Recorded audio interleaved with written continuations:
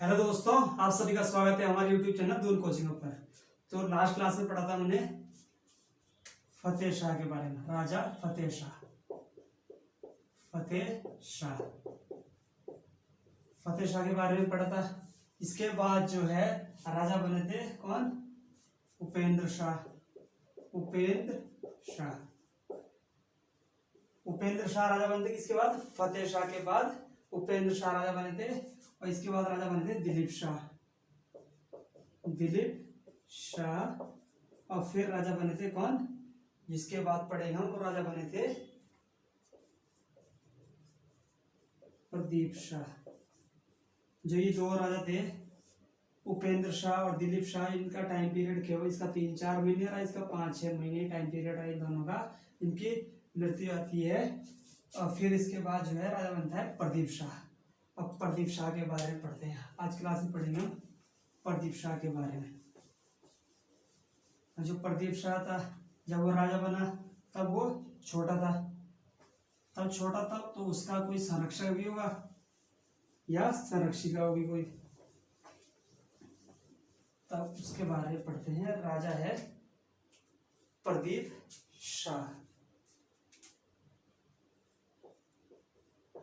प्रदीप शाह, प्रदीप शाह राजा बनते 1717 से लेकर 1772 तक। ये राजा बनते हैं प्रदीप शाह। 1717 से 1772 तक राजा बनते हैं प्रदीप शाह। और इनका जो है जो परमार वंश है, परमार वंश में सबसे लंबे समय तक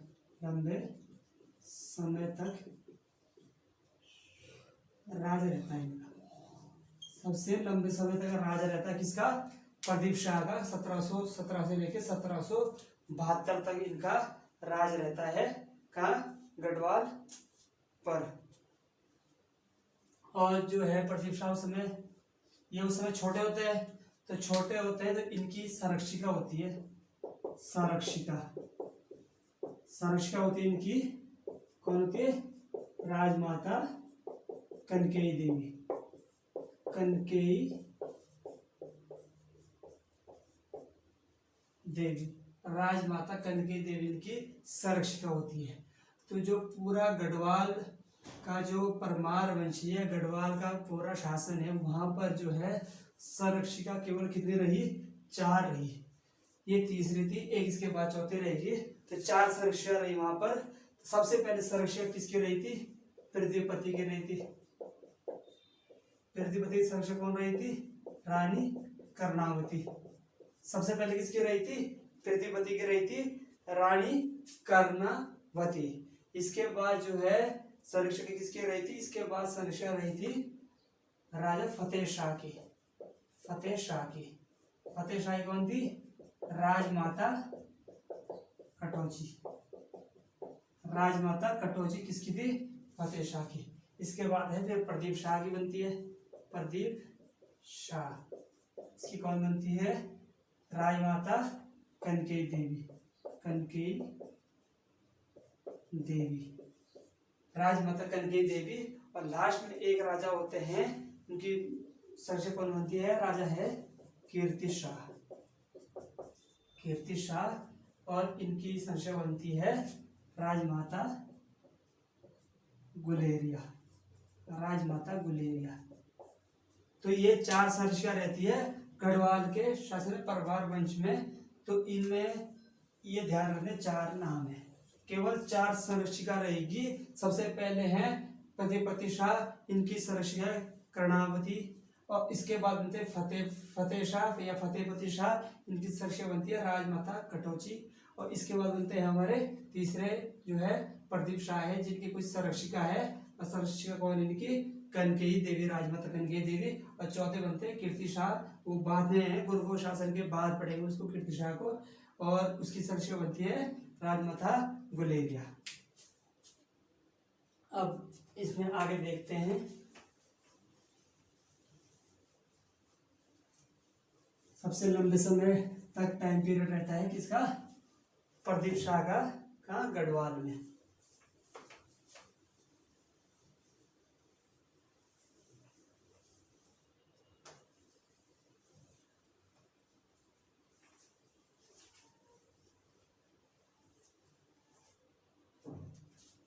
अब गढ़वाल है और दूसरा है कुमाऊं।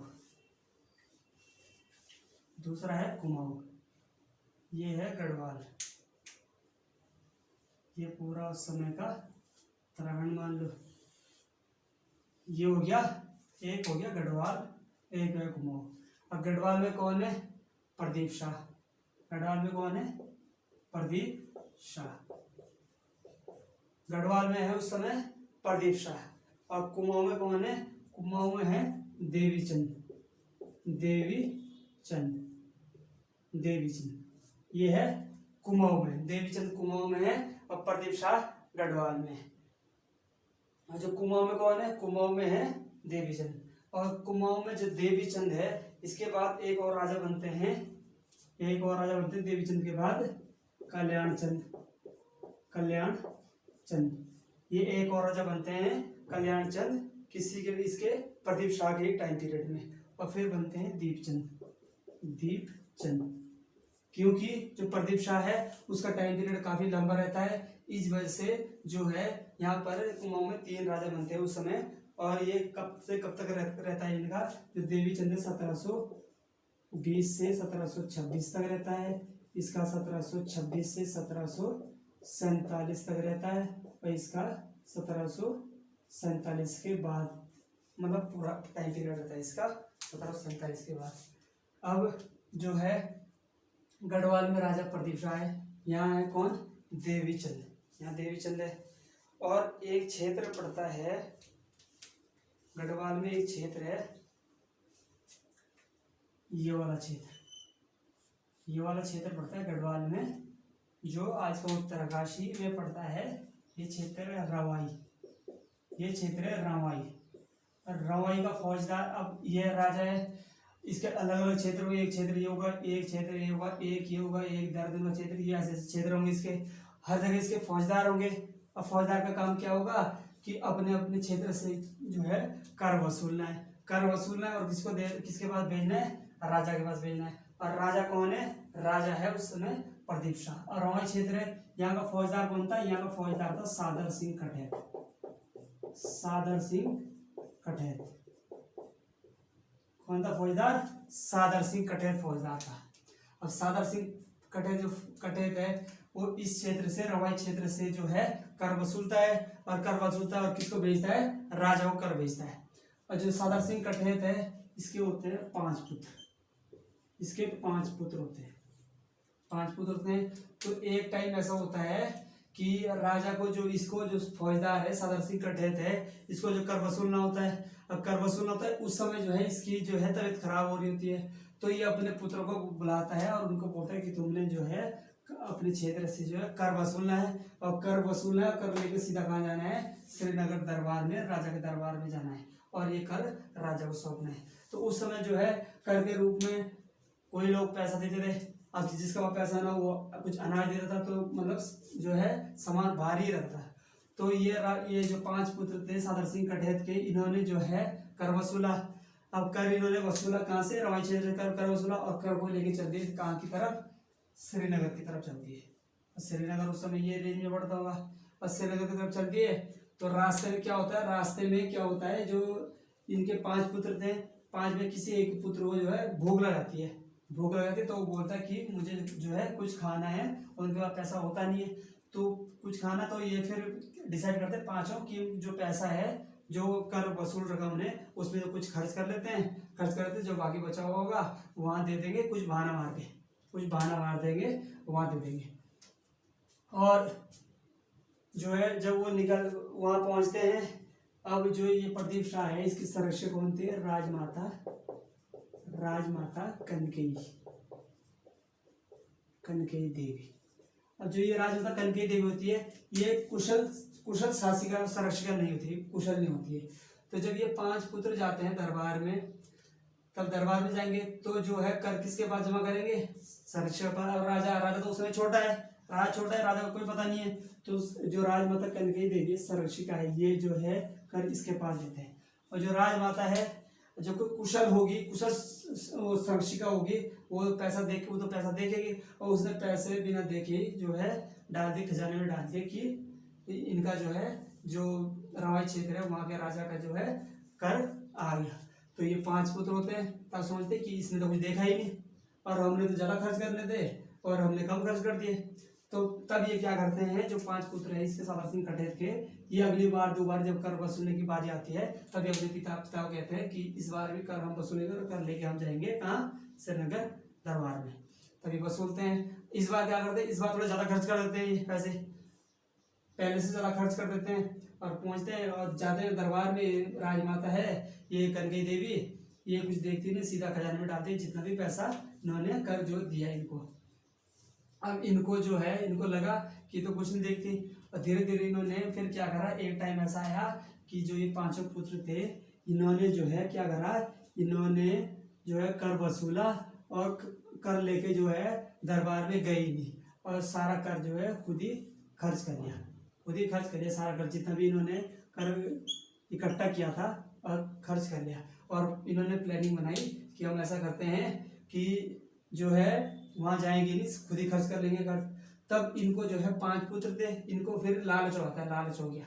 लालच क्या हो गया कि जो है जो हमने जो कर खर्च करा, अब एक क्षेत्र है हमारा, ये क्षेत्र रवाई क्षेत्र है, अब यहाँ से हमारा इतना कर इकट्ठा हो रहा है और यदि हम जो है गढ़वाल पर राज करें, यदि हम गढ़वाल पर राज करें तो जो है गढ़वाल के इतने सारे क्षेत्र होंगे, ये क्षेत्र है, तो वहाँ से जो हम कर इकट्ठा करेंगे तो बहुत सारा होगा।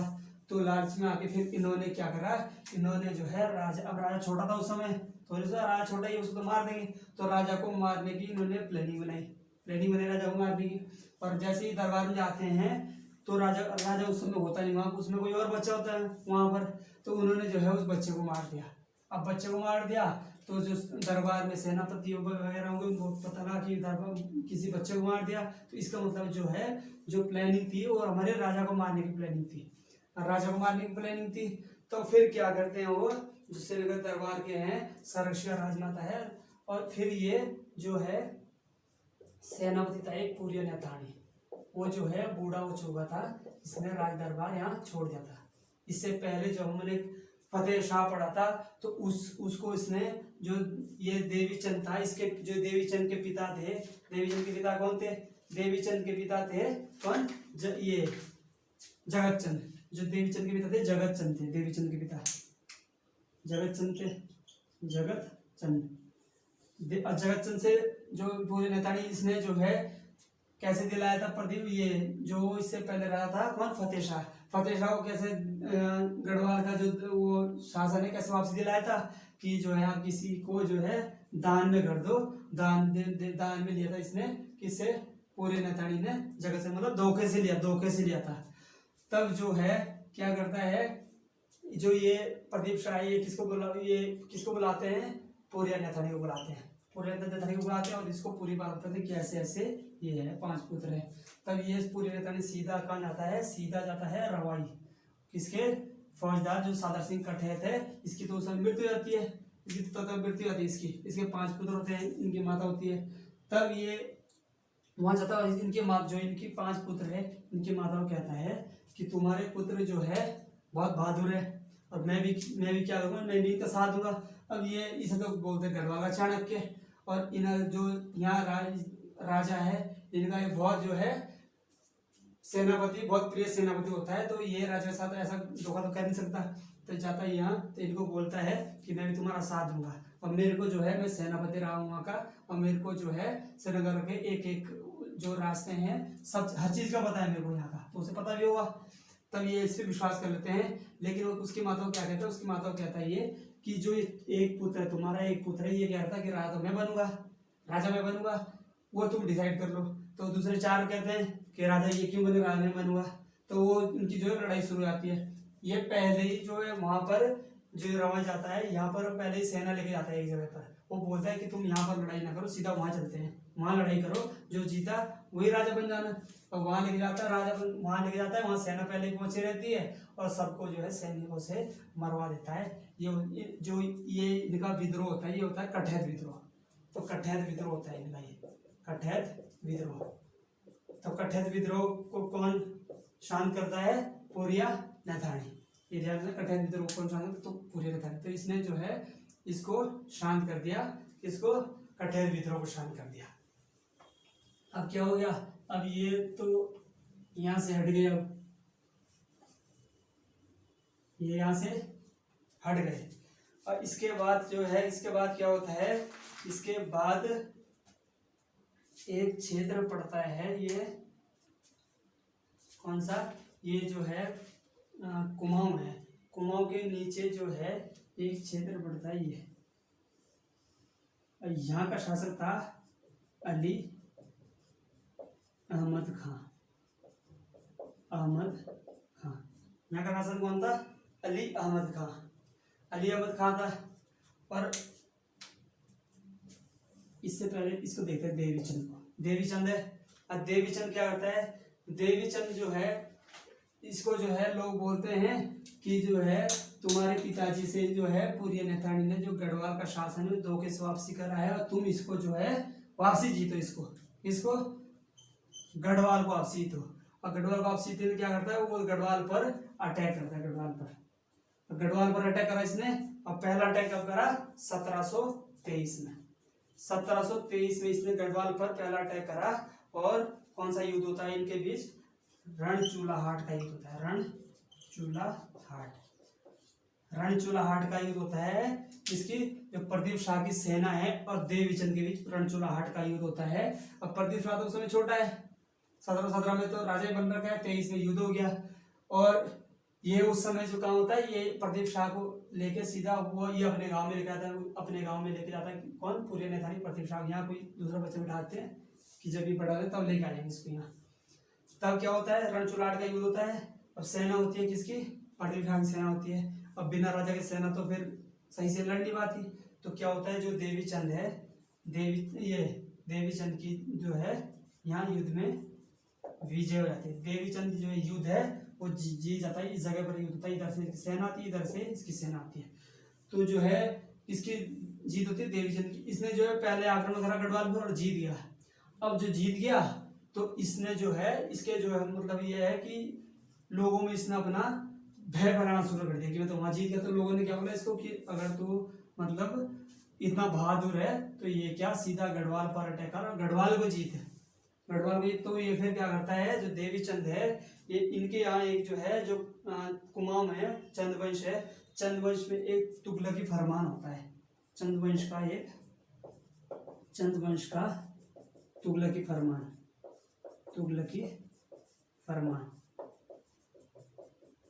तो इसको जो है, जो देवीचंद इसको वहां के लोग जो है पागल राजा भी कहते हैं। तो ये तुगलकी फरमान होता है, तो तुगलकी फरमान कर देता है। तुगलकी फरमान क्या होता है कि जो है ये फरमान करता है कि मैं अब जो है गढ़वाल पर अटैक करूंगा और जो वहां के राजा है प्रदीप शाह, उसका जो है सिर कलम करके सीधा यहाँ लाऊंगा, अल्मोड़ा लाऊंगा, ऐसा फरमान। और अगर मैं उसका सिर कलम करके नहीं लाऊंगा तो मैं अपनी शक्ल नहीं दिखाऊंगा यहाँ अल्मोड़ा में। तब वो सीधा फिर क्या करता है, अटैक कर देता है, कहाँ, गढ़वाल पर अटैक कर देता है।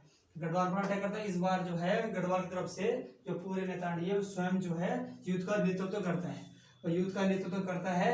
और दोबारा युद्ध होता है 1723 में, दूसरा युद्ध होता है 1723 में, 1723 में दूसरा युद्ध होता है गणाई का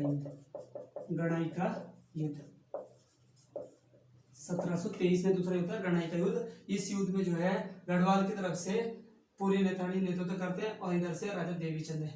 और जो पूरी नेतानी है उसने जो है देवीचंद को बुरी तरह हरा दिया और सेना को यहाँ से भगा दिया। अब सेना को भगाया और ये सारे भाग रहे थे कहाँ, अल्मोड़ा की तरफ भाग रहे थे, राजा भी भाग रहा था। तो एक सैनिक था, उसने याद दिलाया कि राजा ने याद दिलाया कि आपने जो है प्रतिज्ञा ली थी, आपने प्रतिज्ञा ली थी कि जो मैं जो है जो गढ़वाल के राजा उसका सिर कलम करके लाऊंगा कहाँ, अल्मोड़ा। तो ये अल्मोड़ा पहुंचने से पहले कहीं पर एक पहाड़ होता है, वहां पर एक पहाड़ होगा। तो पहाड़ को बोलते हैं, इस पहाड़ का नाम क्या है, तो जो वहां का पहाड़ वो नाम बताएंगे। तो राजा बोलते हैं इस पहाड़ का नाम ये नहीं, इस पहाड़ का नाम है श्रीनगर। क्या नाम है इसका, श्रीनगर। राजा को जबरदस्ती, सैनिक को जबरदस्ती बोलता है कि इसका नाम श्रीनगर है।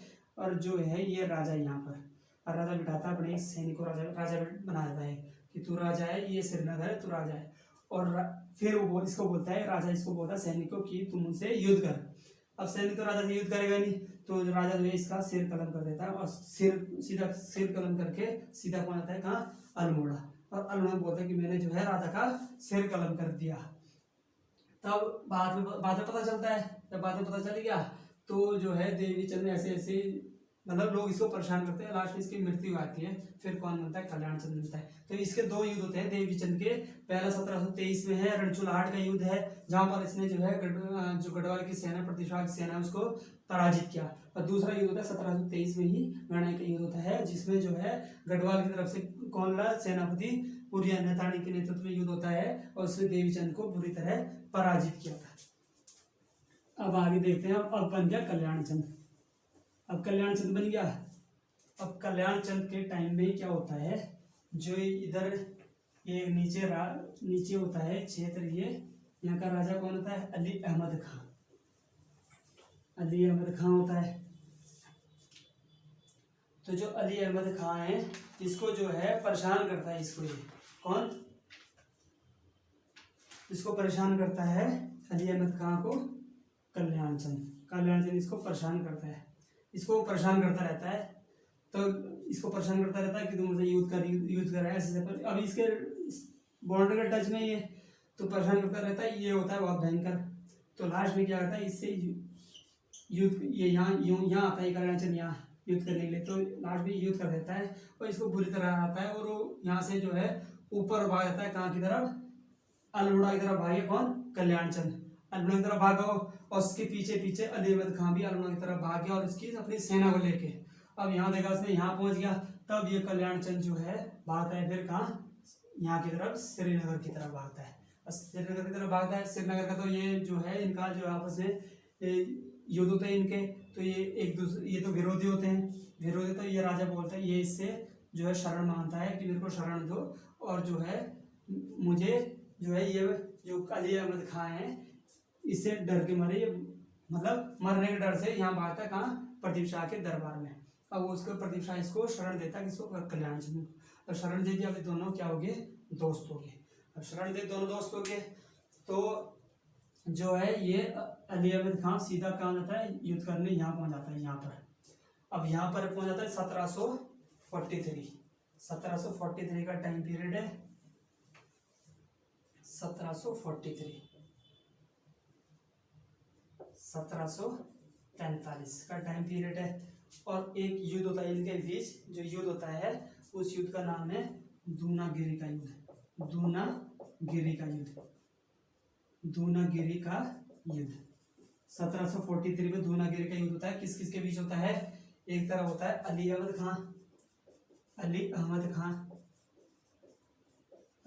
खां और दूसरी तरफ कौन थे? दूसरी तरफ होता है प्रदीप शाह प्लस कल्याण चंद। ये दोनों एक साइड होते हैं। प्रदीप शाह कल्याण चंद एक साइड होते हैं। तो ये जो है युद्ध कौन जीत जाता है? ये युद्ध जीत जाता है अली अहमद खां। अब अली अहमद खां जी युद्ध जीत गया तो बुरा किसको लगेगा? बुरा तो प्रदीप शाह को लगेगा, क्योंकि वो इससे युद्ध हारता नहीं है और इसके वजह से जबरदस्ती ये युद्ध हार जाता है। तो यहाँ पर जो है जो कुमाऊं है, यहाँ पर कब्जा किसका हो गया? कुमाऊं पर कब्जा हो गया अली अहमद खां का। कुमाऊं पर कब्जा हो गया तो ये जो है कल्याण चंद इससे जो है माफी वगैरह मांगता है कि मेरे को माफ कर दो और मेरा राज्य मेरे को वापस सौंप दो। तब ये बोलता है इसको कि मैं वापस सौंप दूंगा, मेरे को जो है कुछ कर के रूप में जो है पैसा दो कुछ। तो पैसा मांगता है वो, तो इससे कुछ पैसा मांगता है तो इसके बाद पैसा होता नहीं है, इस बार पैसा ही नहीं होता है। तब ये जो है जो कल्याण चंद इससे हेल्प मांगता है कि मेरे को जो है पैसे दे दो तो मुझे इसको देने, तभी ये जो है यहाँ से कुमाऊं से जो है अपने राज्य में वापसी जाएगा। तब ये इसको पैसे देता है किसको? अली अहमद खां को, और ये वापसी चले गया और इसका जो है वापसी इसको राज मिल गया कहाँ? कुमाऊं का राज किसको वापसी मिल गया? कल्याण चंद को वापसी मिल गया कुमाऊं का। अब इसके बाद क्या होता है? अब जो ये अली अहमद खां है तो इसने इसको जब देखता है कि मैंने युद्ध किससे करा? युद्ध तो करा कल्याण चंद से और राज्य जीता किसका? कल्याण चंद का राज्य जीता। अब कल्याण चंद का राज्य जीता, इसके पास कोई पैसा था नहीं और इसके बदले पैसा किसने दिया? पैसा दिया प्रदीप शाह ने। पैसा किसने दिया? प्रदीप शाह ने पैसा दिया। इसका मतलब जो है इसके पास तो कुछ है नहीं, इसके पास पैसा है। तो अब वो इसके बाद जो है प्रदीप शाह पर युद्ध करने के लिए जो है तैयारी करता है, इससे गढ़वाल पर आक्रमण करने की तैयारी करता है। और गढ़वाल पर आक्रमण करने की तैयारी करता है। और लास्ट में क्या करता है ये 1757 में 1757 में जो है ये गढ़वाल पर आक्रमण करता है। गढ़वाल पर पहला आक्रमण करता है। ये होता है रोहेला सरदार।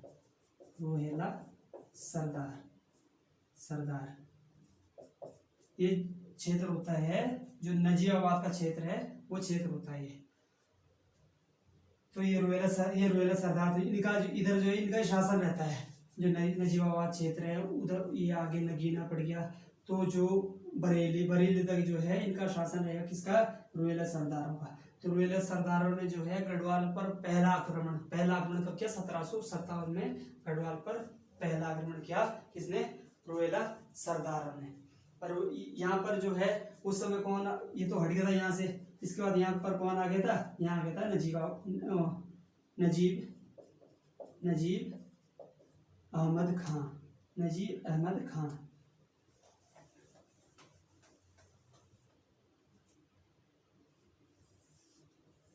नजीब अहमद खान नजीब अहमद खान ने यहाँ पर इन्हें जो है इनको ही रोहेला सरदार कहा जाता था। और नजीब अहमद खान कैसे आया यहाँ पर, इसके बारे में थोड़ा सा जो पहले देखते हैं। जो दिल्ली है, ये दिल्ली है यहाँ पर, इसे बाद में देखेंगे। ये दिल्ली है। अब दिल्ली का शासन उस समय डगमा गया दिल्ली में जो है राजा जो है हल्के हुए थे उस समय। तो क्या होता है, नीचे दक्षिण में कौन होते, मराठा। अब मराठा क्या चाहते हैं, मराठा चाहते हैं जो हम जो है दिल्ली पर अब अपना शासन करें। तो यहाँ दिल्ली पर जो है ये मराठा होते हैं, मराठा अपना शासन करने जाते हैं। और इधर से एक आता है अफगानिस्तान से, अफगानी आता है, उसका नाम है अहमद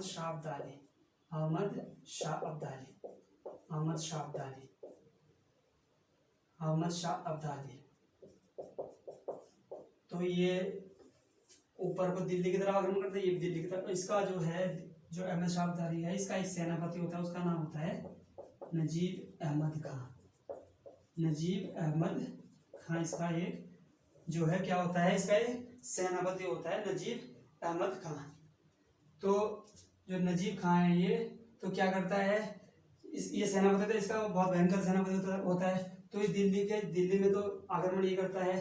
तो दिल्ली के आसपास के एरिया को कौन जीत लेता है, नजीब खान जीत लेता है। दिल्ली के आसपास के एरिया को नजीब खान जीत लेता है। और इसी नजीब खान ने ही जो है ये जो नजीबाबाद शहर इसने किसने बसाया, नजीब खान ने नजीबाबाद शहर बसाया। और यहीं पर जो है इनका शासन था, यही रोहेला सरदार थे, यहीं पर इनका शासन था। तो नजीबाबाद शहर बसाया किसने, नजीब खान ने। नजीब खान, अब इसको पता था कि जो है क्या है, जो गढ़वाल के राजा है इनके पास जो है पैसा ज्यादा है, पैसा बहुत है इनके पास। तब ये आक्रमण करता है कहाँ पर, गढ़वाल पर ही आक्रमण करता है 1757 में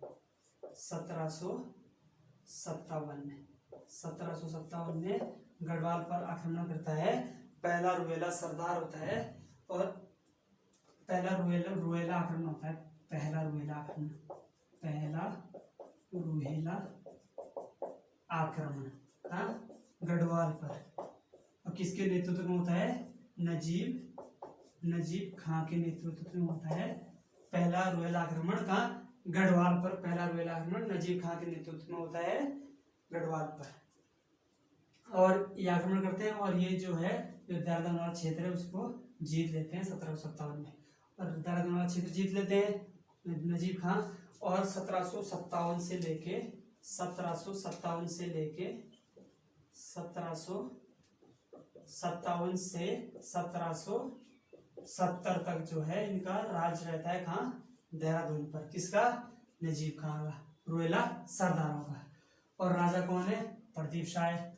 तो 1770 में फिर ये दोबारा जो है इस पे अटैक करता है और इनको यहाँ से भगाता है और वापसी देहरादून पर अपना कब्जा करता है। कब, 1770 में। और जो प्रदीप शाह है, प्रदीप शाह के दरबार में एक जो है चित्रकारी था, ये चित्रकारिता कौन, उसका नाम था मौलाराम। ये ध्यान रखना है, चित्रकारी कौन था इसके दरबार में, चित्रकारी था ये, उसका नाम था मौलाराम। ये पहले चित्रकारी करता है, बाद में जो है इसका, अभी आगे पढ़ेंगे तो इसका और जो है इसमें देखेंगे कि आगे इसका क्या क्या रोल रहता है कहाँ गढ़वाल के शासन में। ठीक, तो ये प्रदीप शाह का टाइम पीरियड खत्म होता है ये, और इसके बाद जो है प्रदीप शाह के बाद बनता है राजा ललित शाह। तो ललित शाह राजा बनता है, तो ललित शाह को देखेंगे कल। आज पढ़ेगी इतना ही, तो आज की क्लास करते हैं यही समाप्त। धन्यवाद।